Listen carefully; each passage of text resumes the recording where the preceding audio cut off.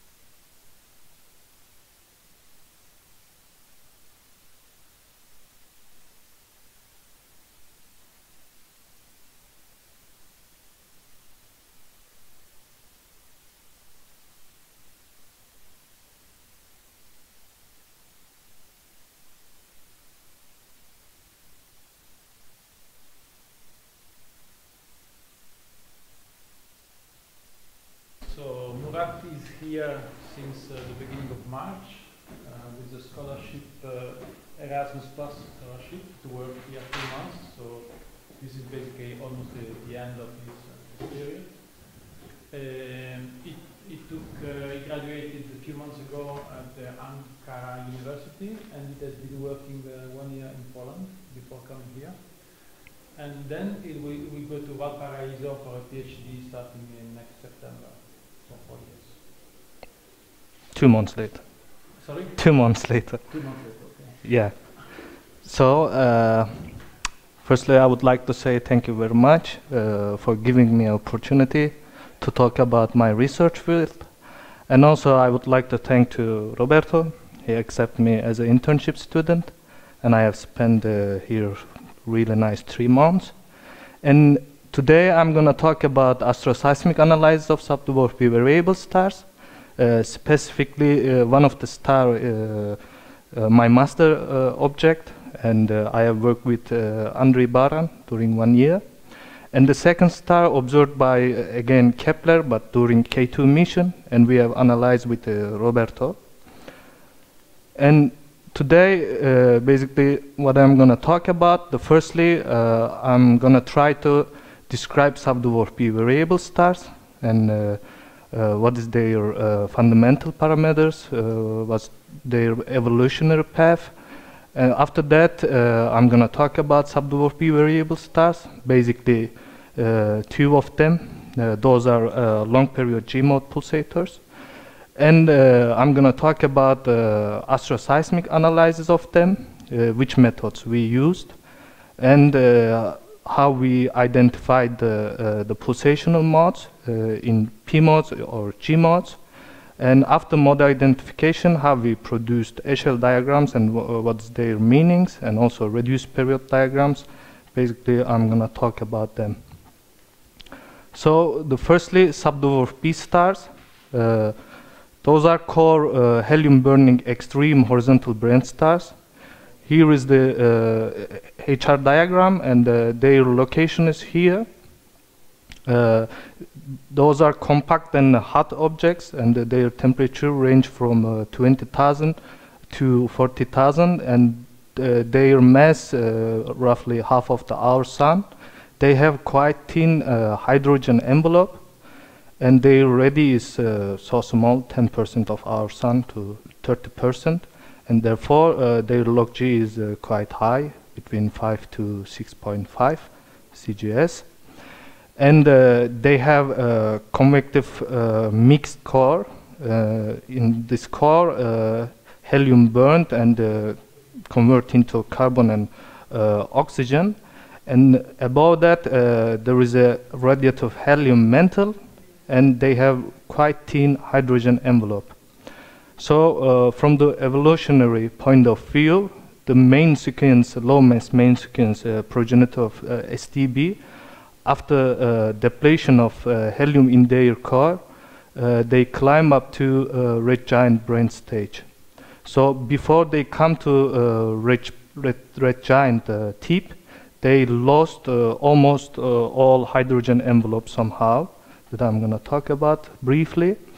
Once they start to helium burning in their core, they settle down onto the extreme side of the horizontal branch, and they would not able to ascend asymptotic giant branch because they have no enough mass.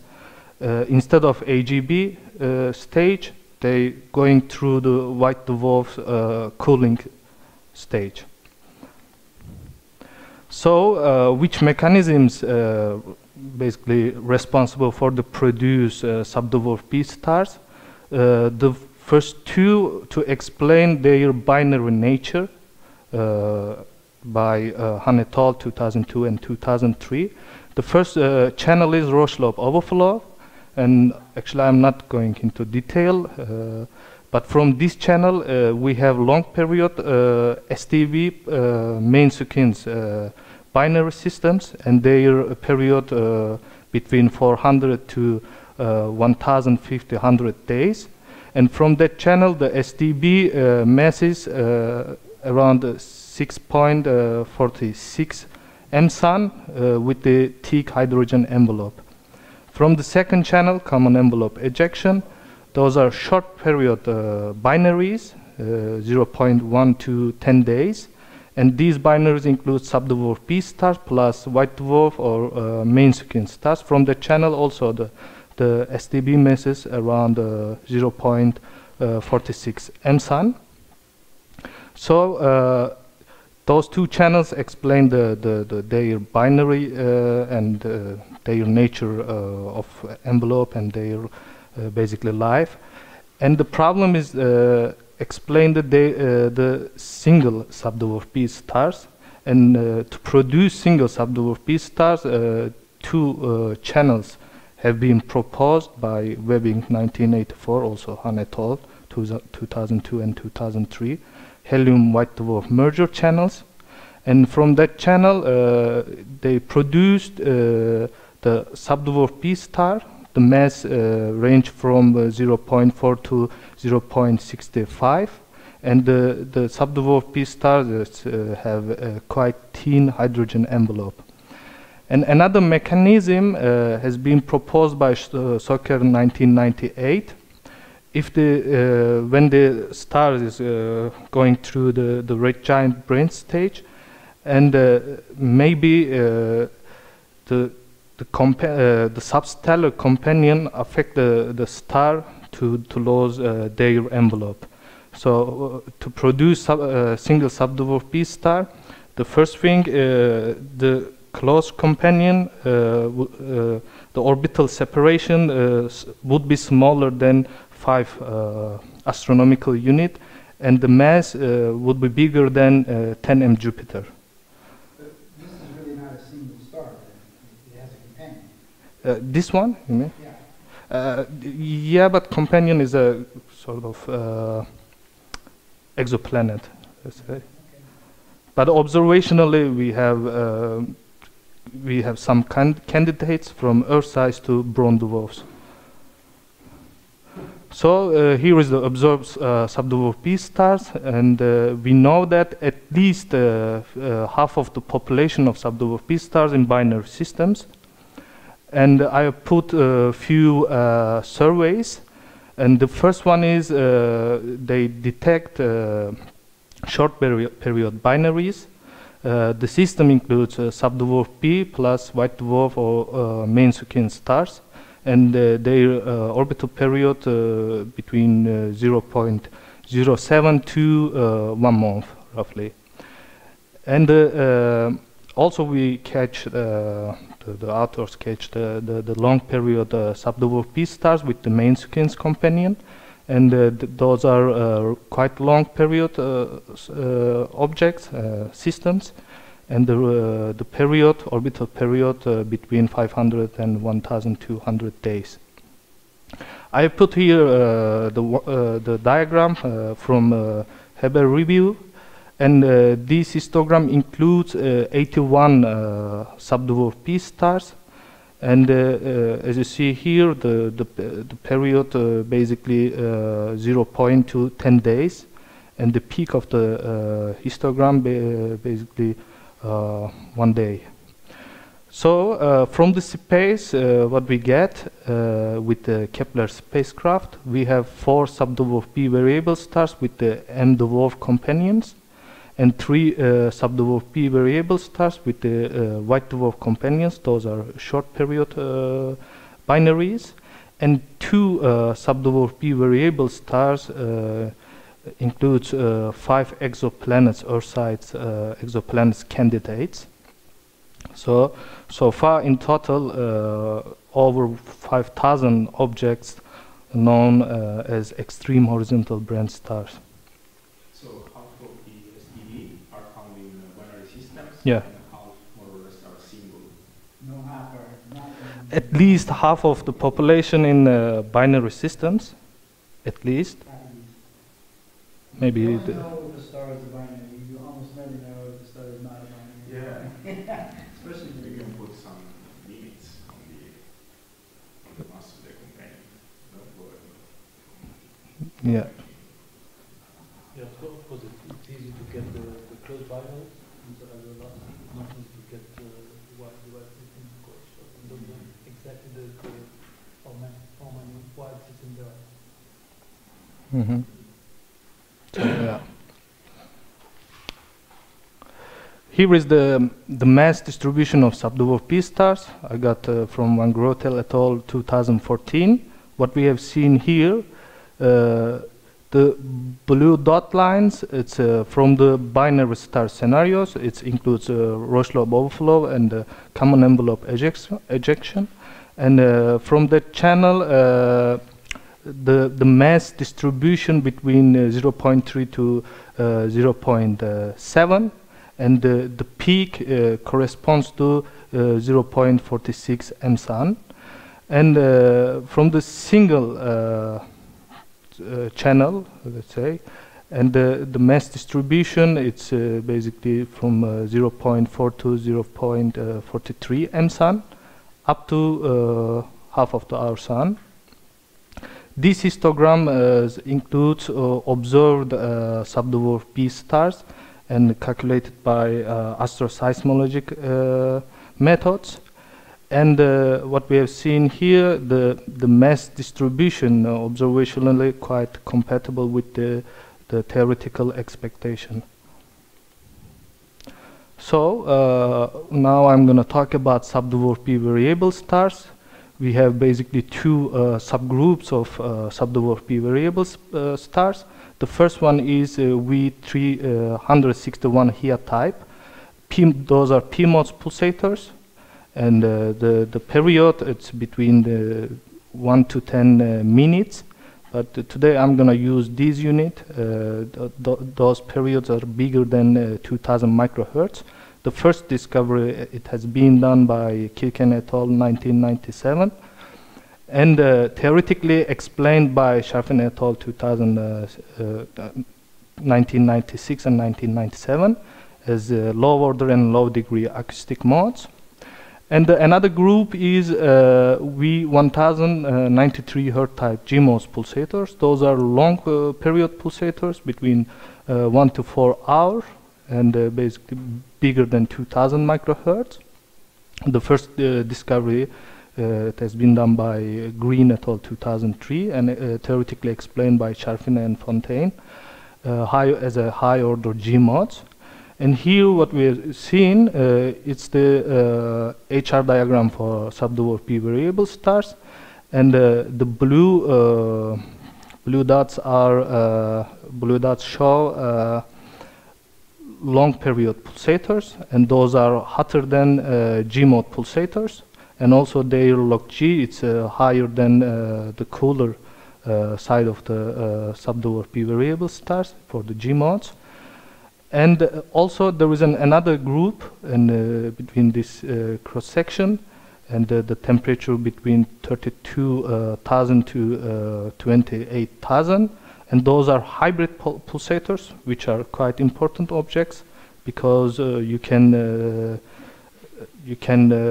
probe the star in terms of the surface and also the deep core of the star. And the first discovery it has been done by Baran et al. 2005 and Shu et al. 2006.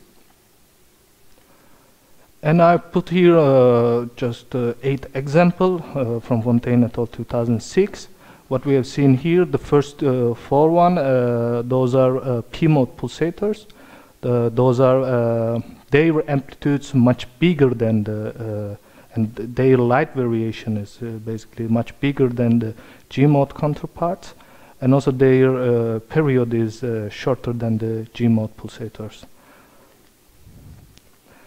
And actually, I put here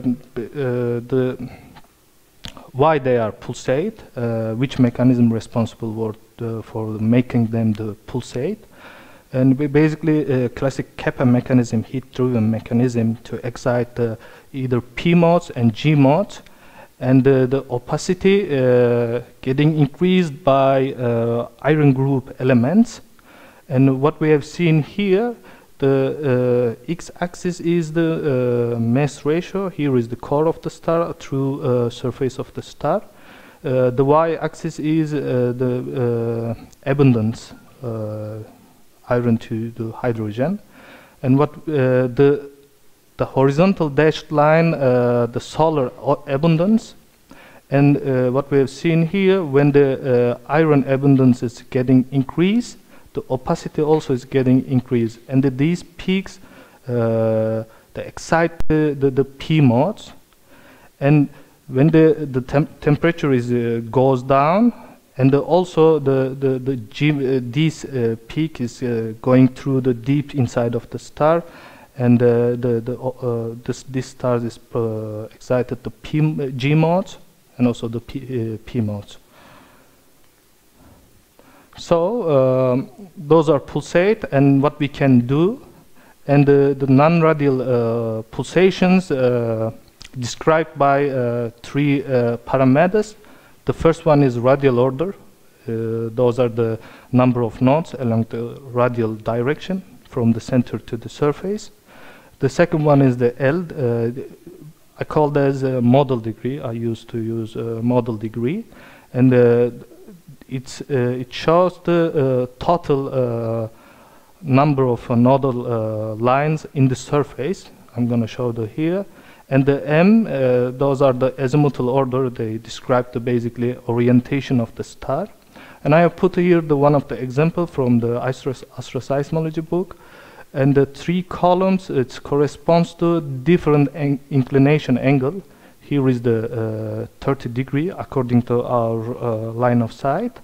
And here is the 60 degree, and here is the 90 degree. All of them for L equals 3, model degrees equals to 3. So what we would to see, we need to see just 3 nodal lines. And by the way, this is blue part is coming towards us, and the red lines goes away from us. And this is the azimuthal order, as I was saying, and those are kind of cross the equatorial nodal lines, and those are kind of vertical lines, as you see here. And here is, for example, L equals 3 and M equals 2, and we have 2 vertical lines. It should be, but in total we need to see 3 nodal lines, and as you see here, 1, 2, and 3. And this is the L equals 3, M and 3, and as you see here, 1, 2, and 3, and total equals to 3 here. So here is the cross section of the star. What we have seen here, those are the wave path, and here is the mobile shells and the radial orders from center to through the surface. And what we have seen here is the radial path, and goes up through the surface and bounced up. And what you can see here, this is the fundamental mode, L equals 0, and the star is basically goes up and goes down. And here is the L equals 2, and just we have 2 nodal lines in the surface. And those are basically, it's important to detect, because you can probe the star through the up to the center of the star. And here is the surface path, as you see. Those are more frequently than this one. And yeah, that's all.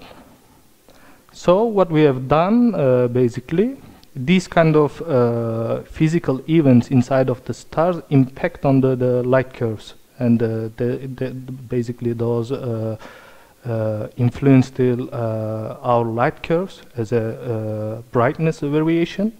So when you examine this light curve using Fourier spectra, you're going to get the amplitude spectra of the star. What we have seen here is the frequency, x-axis, as a unit of microhertz. Here is the amplitude in PPT unit.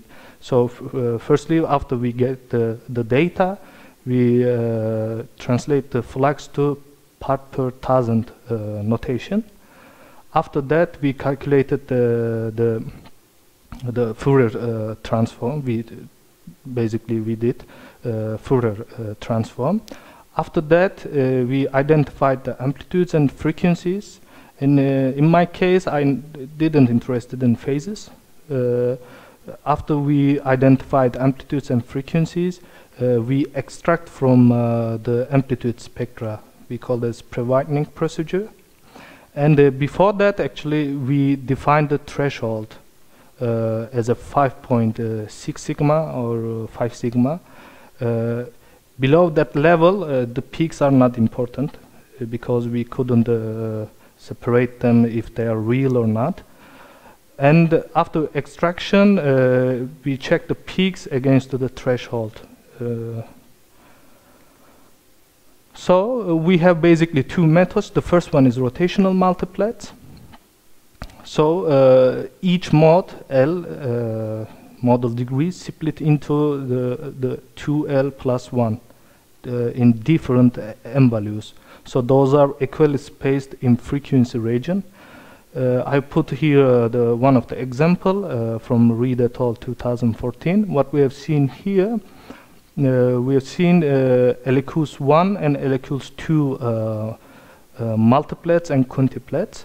For the L equals 1, as you see here, this is the m equals minus 1 and 0 and 1 according to this equation. So if you find the equally spaced in frequency, you can identify the modes in terms of m and L values. This method is quite useful, not only find the identification of the modes, but also you can derive the rotation of the star, both core of the star and also the surface of the star. If you're working on the G mode regions, you can derive the rotation period of the core of the star, and if you find them in the P mode region, you can derive the surface rotation period of the star, basically. So it has been done for many subdwarf P variable stars, thanks to Kepler spacecraft. And what we have seen here is their rotation period moderately equals to 40 days. But we have, from the normal Kepler mission, we have two exceptional samples, because in their spectra we didn't see any multiplets. So there are some reasons for that, because to catch the multiplets, the first thing, here is the inclination is so important. If the star is pole oriented, you would not able to detect the multiplets, because the azimuthal orders is not seen in the star. So another interesting sample here, and the core rotation 3 times slower than the surface is another example. And I also put here our star, epic to epic, and we also didn't see any multiplets in its amplitude spectra. And another interesting feature, many of them in the binary systems, and those are subsynchronously rotators, and their binary period it's shorter than their rotation period. So it is the second method, asymptotic period spacing. According to asymptotic relation, the model degrees equally spaced in period. So from this we know that for the L equals 1, the spacing is equals to 250 seconds. It's theoretically explained by Charfinet, and from this equation you can derive for L equals 2 and L equals 3 and so on. And here is you can see the really quite good sequence, and here is the L equals 1 after 250 seconds, another one, and those are quite good to kind of sample and equally spaced in the period spectra. And you can do also for the L equals 2 for the dipole modes, and here, but in the amplitude spectra some modes are missing and some modes are getting trapped. The reason is that STB stars have two transition regions. One of them is close to core, and carbon-oxygen core, and helium radiative mantle. Between them there is a transition region, and another transition region is close to the surface, and between helium radiative mantle and the thin hydrogen envelope. So basically the pulsation modes would not able to propagate in that two areas, and they basically would be trapped. Here is one of the example you can see. So many modes are also distorted because those are the G modes. You cannot use this asymptotic relationship for the P modes, and many modes are kind of distorted, and actually those are not exactly equals to 250, and few of them equal kind of scattered around 250. So which is important to calculate the moderate value of the period spacing. And I put here all the examples observed by the Kepler spacecraft. And the pulsation modes are propagate a certain area, and we call that as resonant cavity. And there you can measure using this method, and what you can see here is the resonant cavity of the stars. And this was my master star, and one of the biggest resonant cavity of them. And we calculate for the epic, and it's equals to 256.5. And you can derive also, after you calculate the delta for L equals 1, you can derive for L equals 2, and those are equals to around 150. Here is the data. The first star is observed during the normal Kepler mission, and it yields us billions of data points. We had really good data, and our data resolution is equals to 0.02 microhertz. And the star's fundamental parameters, effective temperature is 27.500 Kelvin, and you can see log G abundance and Kepler magnitude. And this is the epic, and this star is cooler than the normal Kepler mission star, and their abundance is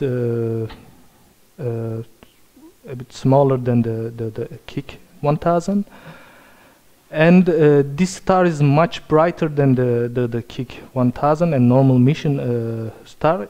Even though we have quite good data, in our case it's a bit different because this star is much brighter, and we got quite good data actually.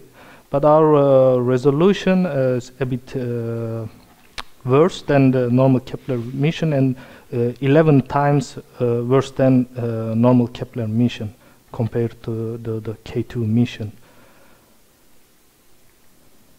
So after we analyzed the light curve, we used Fourier transform to get the pulsations.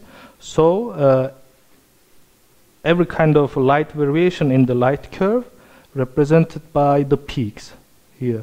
Here is the G modes region, and the population of the modes are basically G modes. We found 506 G modes and just 6 P modes.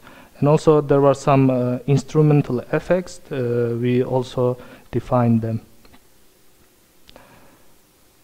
So what we have done for the KIC 1000, firstly we would not able to use the first method because we have no the multiplets or quintuplets in our spectra. We would just able to use the second method, asymptotic period spacing, and we found 32 dipole modes, L equals 1 modes, the radial order between 7 to 36, and the moderate value of the L equals 1 equals to 256.5 seconds. And we found 80 quadruple L equals 2 modes, and the n values between 19 and 35, and the moderate value equals to 153.5 seconds. And some modes are in the sequence are missing because those are trapped, and many modes are kind of distorted because the inside of the star is there is a chemical gradient, and the chemical gradient provides the density difference, and those affect our modes that we have seen here. So when you say that are distorted, do you mean that they are found at a different position? Yes, exactly. Because it's normally, according to the theory, what you would need to see, this is the L equals 1. After this peak, 250 seconds later, you're gonna get another L equals 1, because those are equally spaced. So, but here, for example, many modes are, for one of them equals to 260, 270, 282, and those are sort of distorted. If you model the stars in detail, you can get a chemical gradient of inside of the star. So here is the peak, and we had really rich amplitude spectra, and we found 186 G modes and just 9 P modes we found. And for the mode identification, we would not, in this case, we would not able to check the modes by eye, because it was quite busy, and Roberto developed kind of some method. Here is the L equals 1, and he produced the 1 sequence, and these sequences, some peaks are corresponds to this sequence, and for the L equals 2 here, it's another sequence, and as you see here, it's some modes are corresponds to this sequence. So we do that for L equals 4, 5, 6, 7, and 8, and here, as you see, many modes we identified with this method, and actually here is not easy to see, but when I show you Echelle diagram, you can see easily.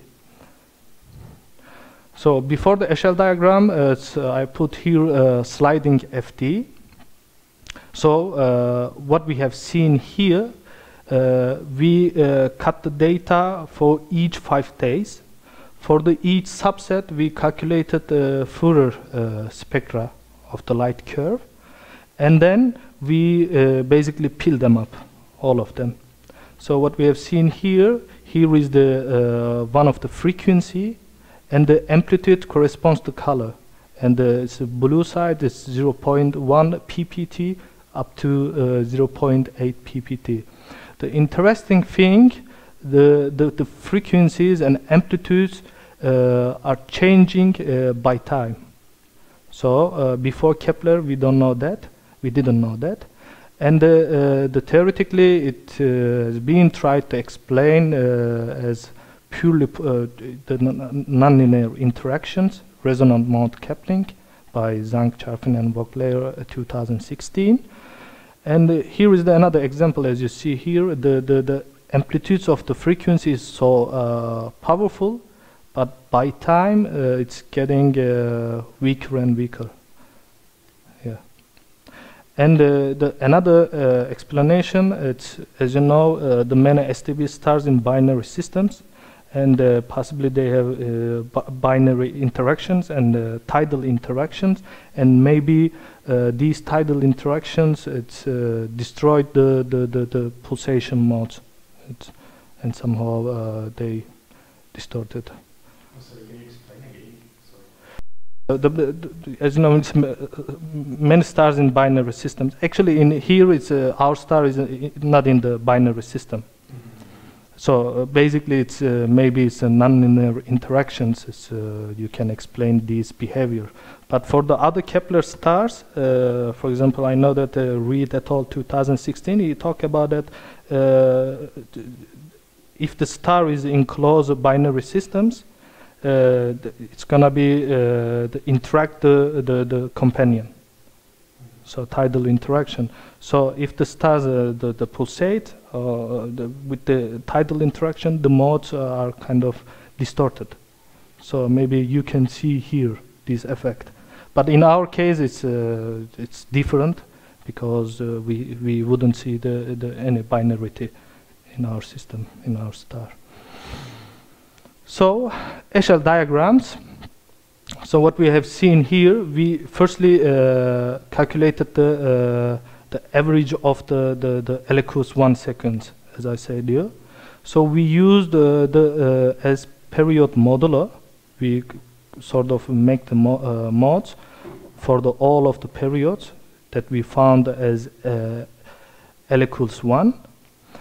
So after that, actually, what we need to see here, if this star inside of the star, if the chemically is chemically homogeneous, you would need to see the vertical line, because all the modes kind of peel them up. It's vertically, but as you see here, it's the modes are distorted somehow, and here, and those are basically the radial orders between 10 to 20. It's getting the shape we call this hook feature here, but quantitatively it has not been conducted yet, and we have seen the same feature for the epic. Also, here is the red dots for the L equals 1. Here is the similar shape you would see here, the kind of S letter. So we have calculated for the L equals 2 also. The L equals 2, the moderate value equals to 154 for the KIC 1000. And you have seen here the characteristic feature that it has been detected for other Kepler stars. And also here is the some deviation, and the modes are not equally spaced. It's during the period. I mean, it's those are somehow distorted. And here is the epic, and we would see the red line is the L equals 1, and the green one L equals 2. And when you look at the for L equals 2, you can see the kind of this shape. And we have calculated for L equals 4 and 5 for the epic. And the epic was really unique, I think, a subdwarf p variable star, because we would define the many modes the first time. If those are real, I mean, we have really good sample. And here is the L equals 4, and as you see here, and those are peel them up quite nicely. And the radial order equals to between 30 to 40. So here is another example for L equals 5. As you see here, these peaks are nicely spaced in period. Here's the L equals 6 and 7. Here, as you see, many modes we found. Here is the L equals 8 and 9. So those are because For the Kepler mission, it has been found up to L equals 7. So this is the first time we found L equals 8 and 9. If those are real, as I was said, we have a really good sample to make a model. And here is another example, L equals 10 to 12. But of course, it's, when the L value is getting increased, the period value is getting decreased. So, I mean, it's not easy to make sure if those are really convincing or not. So, here is the reduced period diagrams. After we identified the average value of the spacing, L equals 1, it was around 256. This is for my master star, Kik. And we found the period spacing around 353. So what we can see in this diagram, we sort of normalized L equals 1 and L equals 2 lines. And if the stars is chemically homogeneous, you would need to see the horizontal line directly. But as you see here, the modes are scattered because of the chemical gradient inside of the star. So, and those, there are 3 trapped modes. Those are basically, it's the pulsational modes crash to certain area. If you extract these, you can calculate either the size of the hydrogen-rich envelope and also the core of the star. So in order to do that, we need to make a detailed model.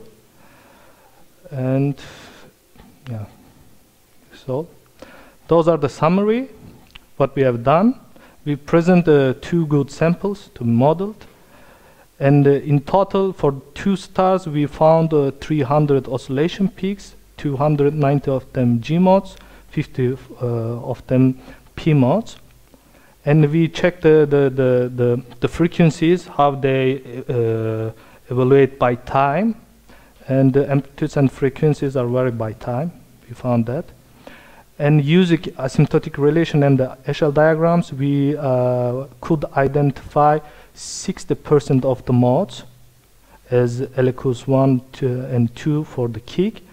But for the epic, we found 20 L equals 1, 32 L equals 2, 9 L equals 4, 6 L equals 5, 15 L equals 6. And the first time we detected L model degrees between 7 to 12 and 44 of them. For both stars, we wouldn't see the rotation multiplets, so basically we would not able to calculate the rotational period of the core or rotation period of the surface of the stars. And those 2 stars didn't show any binarity in their light curve or radial velocity diagrams.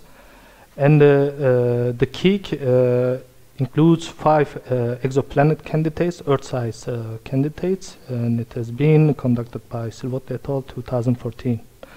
So, and thanks.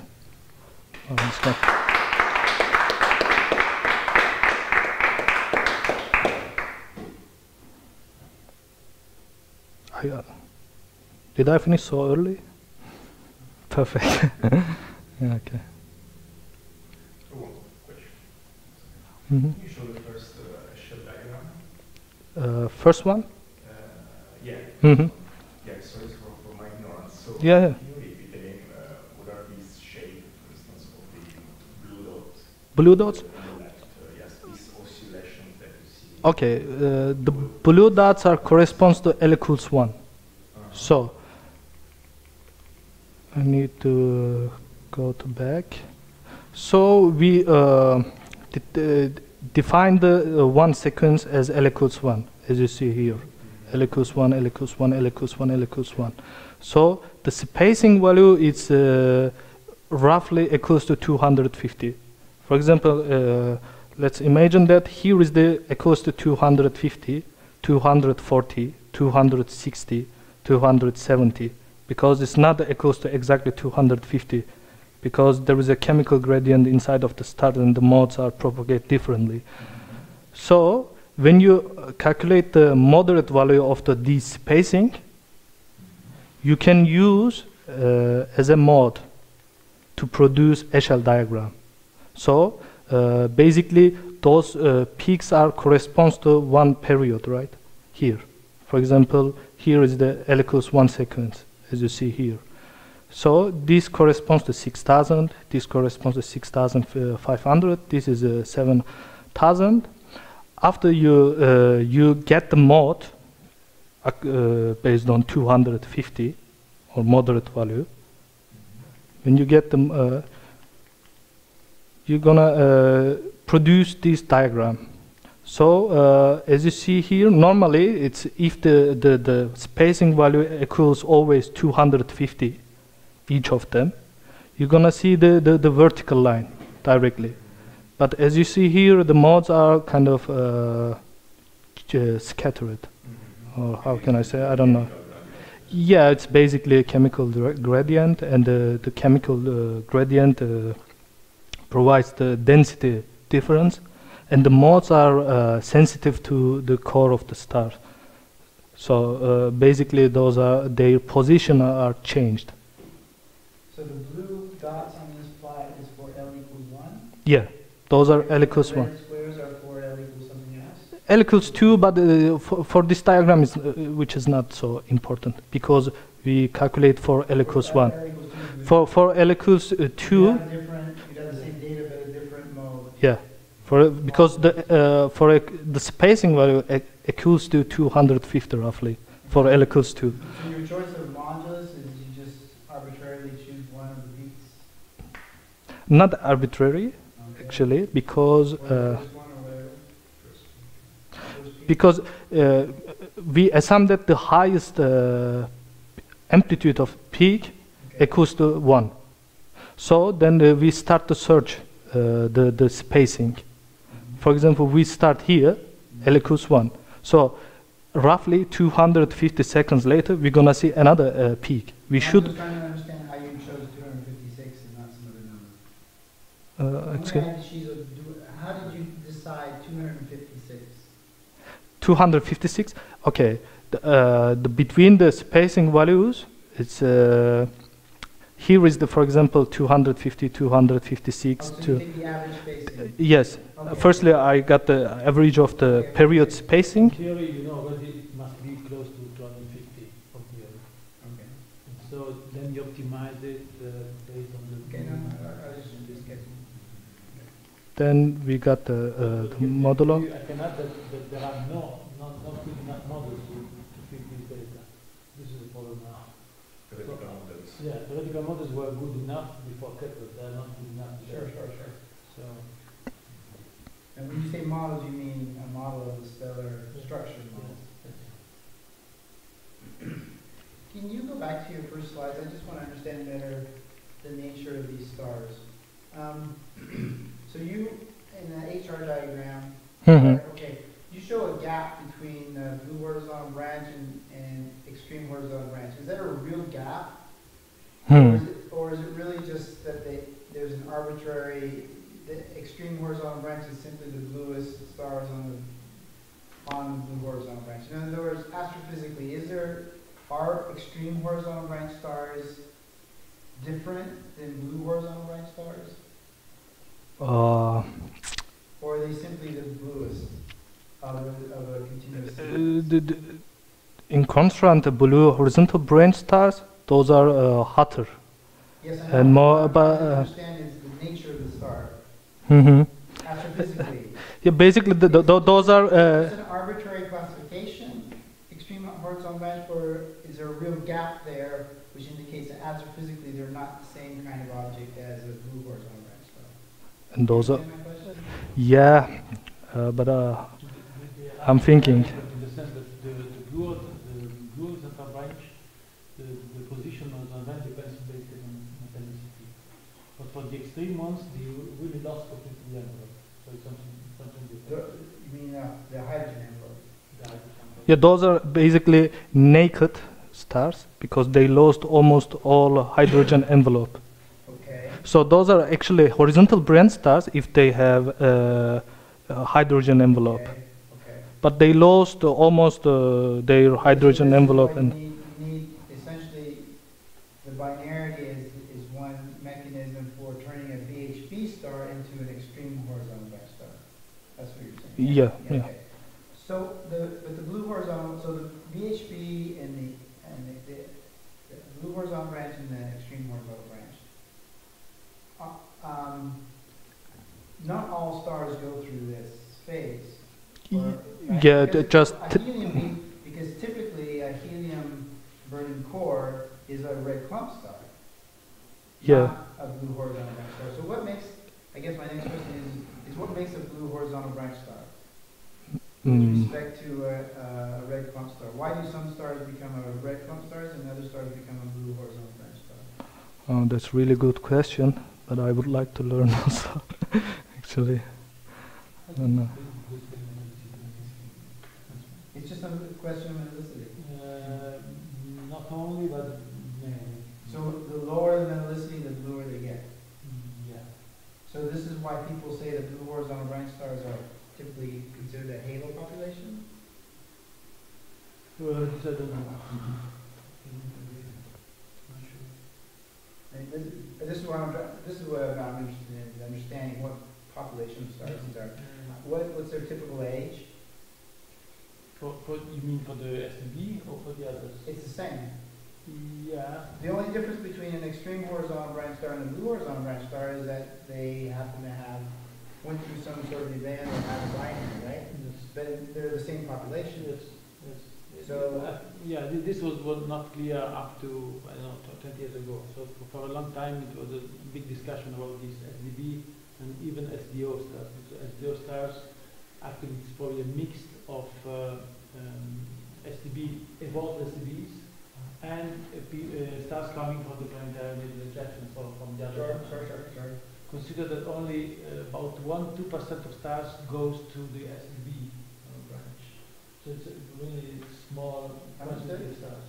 Understood. And about your questions, I don't know. Yeah, I would really be interested in knowing what kind of what population they belong to, and what the typical ages are. Yeah. Because if they're a Hale population, it has to be old stars. Yeah, sure, but I don't. So low, Yeah. so sub-solar mass stars. Yeah, for SDB been observed in some clusters or just? Yeah. Yes. There are even some processes in clusters, even global clusters. Global clusters. Yes.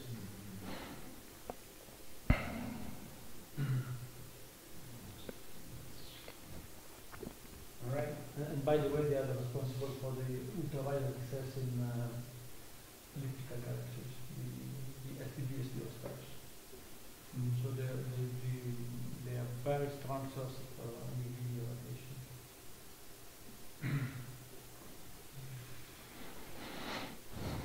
Thank you.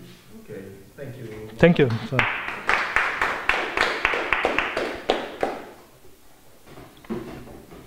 should I close? Yes, perfect. Switch off. Okay. Interesting. So now it's switched off.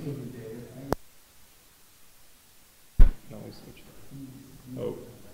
You see? So now. Oh. Is there a Maybe the problem? battery.